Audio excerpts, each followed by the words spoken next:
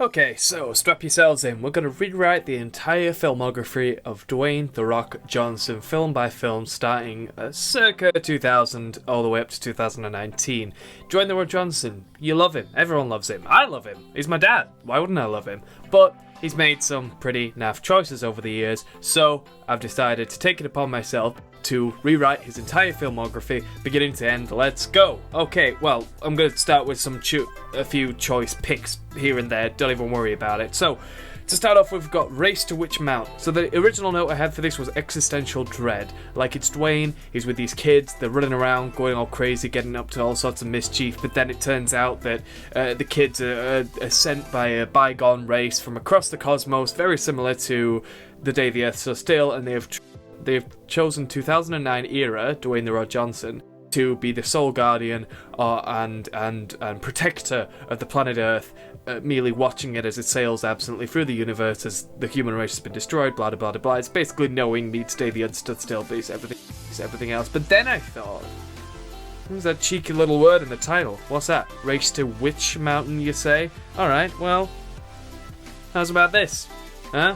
How's about them apples? Dwayne "The Rock" Johnson, it turns out he's descended from a long line of witches. Do you know that sort of quote that knocks around where it's like, we're the grandchildren of the witches that they couldn't burn? Alright, well, there's a secret American Horror Story-esque cult of witches who have exclusively had girls. It's just part of the biological family tree. They've only had girls, but in a sort of Disney Channel-esque move, something went wrong something went different whenever Dwayne "The Rock" Johnson was born, and he is actually a witch. Even though he's a man, in this culture, male witches don't really exist, so he's a witch. So now he's got to go to Hogwarts, but he's still Dwayne "The Rock" Johnson, even though it's 2009, so he's still got the goatee, and he's still huge. So he's like fitting into these robes. It's like an elf situation where he's really big, but the desks are really small. It's a lot of fun.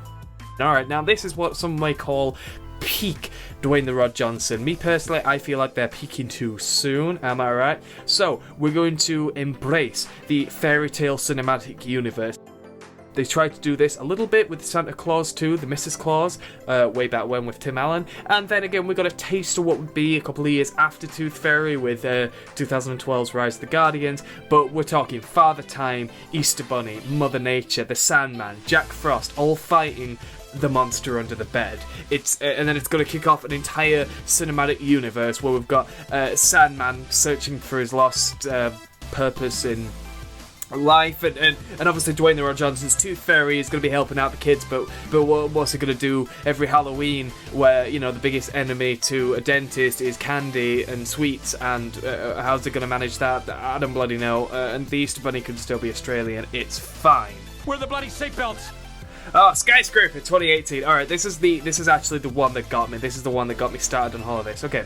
Dwayne "The Rock" Johnson in this film hates skyscrapers. He can't stand the damn things. Remember how he was an amputee in the film? A skyscraper took his leg, and now his family are trapped. A skyscraper took off with his wife, and now has legal custody over his kids, and he shares it with weekends. And every Friday dinner time, he's got to go to the skyscraper and meet it, and it lets his kids go with the revolving doors, and he has to pick it up and have menial small talk with the skyscraper, like, oh, had a busy week. Oh, okay, hey, can I drop him off a little later on Monday? No, okay, that's fine, I'll work around it, that's fine. But now his family are trapped by terrorists, but for you inside, you know what, a skyscraper. So now he has to put aside his differences and his prejudice with these monoliths of modern society and navigate the inside of a skyscraper. Maybe even the one that took his wife and children, I'm not sure yet. But the skyscraper is inside, it's essentially going to be alive. So, you know, all the office chairs and all the lifts and stuff are just these are just the veins and arteries of a skyscraper. So he's going to have to work together to put aside his differences to save the world. Okay, so bringing it real forward for a minute, we've got Hobbs and Shaw and Optimus Prime. Boom. Hollywood, just just post it to me in Yorkshire, alright? Because then it opens up the door to rewriting the entire Fast and Furious franchise up to the point where Dwayne "The Rock" Johnson joins. It opens it up to what if all the cars were in fact Terminators? What if all the cars were in fact Transformers that they were riding around in all the time, and that Hobbs and Shaw and Optimus Prime is just the culmination, it's just a point in which the Transformers and the humans symbiote, and what if those two franchises were running parallel to each other? Oh, here's just a few blue sky ideas I've thrown out there. San Andreas 2, the San Andreas thing. He's rumoured for the Big Trouble in Little China remake, so I'm suggesting we've got Big Man in Big Trouble in Little China. Thank you. And then Jumanji 2, Van Pelt's Last Hunt. In case you didn't know, Van Pelt is the I've got a whole thing about Jumanji, I don't want to talk about it, but Van Pelt is the original hunter from the original film, so he's actually going to travel through time and space from the reality in which the original Jumanji with Robin Williams was the only Jumanji ever, and he's actually come through, he's ripped apart the fabric of space-time to our reality, where there was a shitty remake in 2017 with Dwayne "The Rock" Johnson, and he's going to hunt down all the... It's very meta. This is basically the Friday the 13th Freddy's Revenge, where Freddy Krueger is real. He comes out of the films to hunt down Wes Craven and co. to try and kill them off for making a bad film. That's Van Pelt's Last Hunt. Alright, honourable mentions. He had a cameo in Hannah Montana. He had a love affair with Billy Ray. Boom. A G.I. Joe Retaliation. Alright, we're going for a small soldiers. You know, he's like a little man. He's like a little action figure. He is a G.I. Joe figure in this universe. The action figures were made of the soldiers as part of this group. But it's also a Night at the Museum-esque piece where we're bringing Bruce Willis back. He's going to be the original G.I. Joe, and he's got to work with these small soldiers to fight a global threat that the soldiers cannot fight for themselves. And okay, now the studios have stopped listening. They've got our boy, and we need to get him out. Okay, so a bit of context. There's a theme park in Florida called Universal Studios Florida. Okay, you know Universal Studios, right? Right, good. Okay, so they had this ride called Disaster, the Ride. It was a major motion picture starring you, and the idea was, it was this weird hodgepodge of a motion simulator in 3 parts, where essentially you were going to be extras on a fake Hollywood film. But they wanted to pull out all the stops and really chew the scenery on the fact that this Hollywood film, you know, it was meant to be a commentary on Hollywood's obsession with disaster movies. So you know, the film that you're actually making stars, you guessed it, Dwayne "The Rock" Johnson. And he says some line at the end. I can't really remember it. So Dwayne cameoed in this film, right? Lots of stars do. Like you had a holographic version of Christopher Walken playing on a loop every 12 minutes. It was great. Except think about it for a minute. All the other stars made films with respective studios, all except Dwayne "The Rock" Johnson. Who made all of his films? Who was the main financier of all of his films? Boom, you guessed it. Then they trashed the ride. Alright, so they threw originality down the toilet, didn't they? For the sake of this cash grab, this carbon copy of the one that you can ride at the Universal Studios Hollywood Tram Tour, except this one's a permanent fixture. They got greedy, they just like the dwarves, they dug too deep, and they got our boy! He's the linchpin. At some point during 2017, they kidnapped Dwayne "The Rock" Johnson. They trained him like a circus monkey to perform on a continuous loop, and then stuck him inside that ride. But Joe, I hear you say, it's a motion simulator. How can this be? Yeah, all the other characters are just on screen. All the other cast, they came in, they filmed their stuff for the ride, and they left. And reportedly, on the day of filming, when they did that, they all kept asking, "Oh, where's Dwayne?" But Universal just told them, don't even worry about it, he'll be there. Don't even worry about it, they said. He has to do death-defying stunts on a loop every 12 minutes for the pure pleasure and satisfaction of tourists from across the globe at Universal Studios Florida Orlando theme park.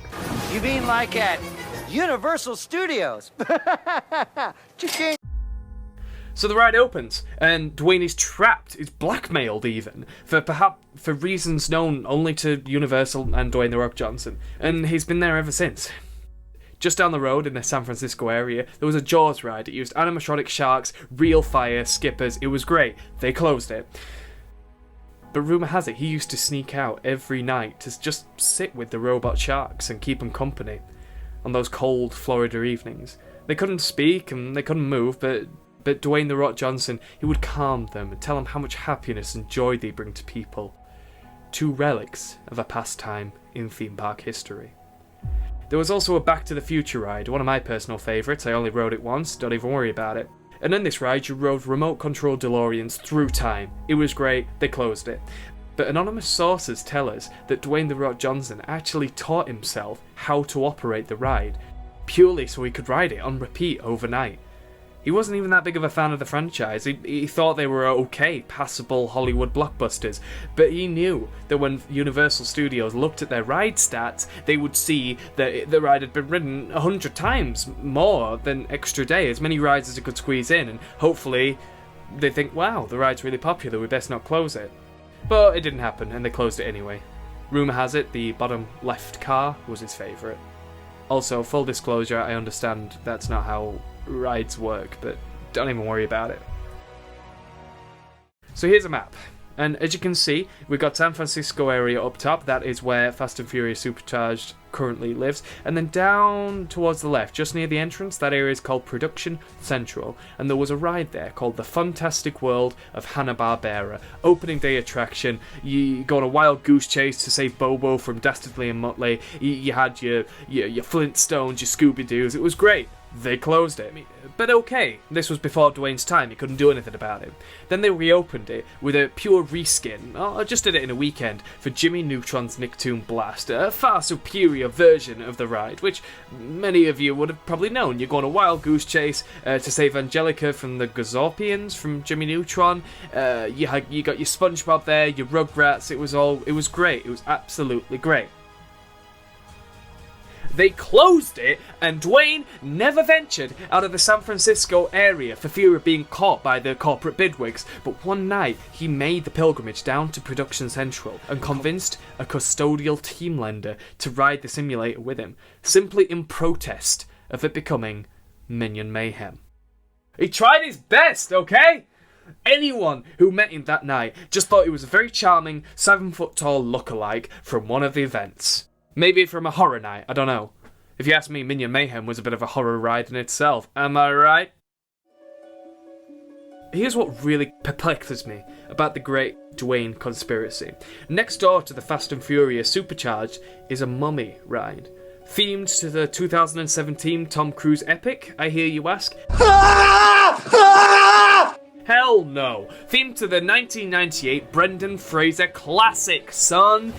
Dwayne played the Scorpion King in the sequel, and a 2002 era Brendan Fraser still appears in the ride. Alright, Dwayne's got connections to the franchise. His arch nemesis, all these years on, still mocks him constantly from the ride videos.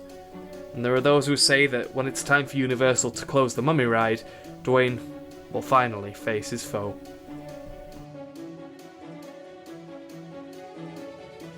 So here we have it. Dwayne "The Rock" Johnson, shepherd of the defunct Universal Studios Orlando, Florida rides. Sadly, his efforts have been mostly in vain, but he's trying his best, alright? But then I hear you say, well, Joe, okay, it all checks out, and you got your research and your references and blah-de-blah, and maybe you should be doing something better with your time, like studying for your masters that you paid for, or, having a successful career in YouTubing or whatever. What about the elephant in the room? Or should I say, the Maui? You're staring at a demigod. Yes, it is true. Universal Studios Orlando, Florida and Disney World, Florida have had a years-long bitter rivalry. So in the midst of all this, in the midst of Fast and Furious Supercharged opening in 2017 and then Moana hitting theaters in 2017, where's our boy? How's he got caught up in all this corporate meddling and handy-dandy? Like, what's going on? Why are they doing this to him? Well, the only reason we have Moana, ladies and gentlemen, is because one time Dwayne escaped. Who knows? what led him to it. Maybe he'd had one too many of those giant turkey legs. Maybe he was sick of listening to the fanfare over and over and over. May 2016, he made a run for it. Now, this is quite difficult for a towering inferno of a 7-foot attractive Hollywood film star to do, but he managed it. Who knows? Maybe he disguised himself as one of the walk-around characters. Maybe he slipped through the Terminator ride, that used to be a thing, and painted himself silver so he could come off as one of the robots. Anyway, he nearly made it. He got out to City Walk. He smelled the fresh, unpasteurized air for the first time. He forgot what the sun looked like, which, you know, is pretty hard to do in Florida, but there you go. He started to make his way to the car park. He can still remember he was parked in the Grinch parking lot. He wanted to go for Jurassic parking, but it was full. But it's always full. But it's fine. It's literally fine. He gets to his Hummer. He's still got his car keys. He gets them out. But someone was waiting for him in that parking lot on that cold May evening in 2016. It was the mouse. They were waiting for their opportunity. They knew our boy. They knew he was going to try and escape, so they kidnapped him. And what did they do? Try and force him onto the Pirates of the Caribbean ride? They did that with Johnny Depp when the new Pirates film came out, which we all saw, right? No. They wanted him to sing and dance. Could you get more insulting? They forced him into a recording studio for 3 days.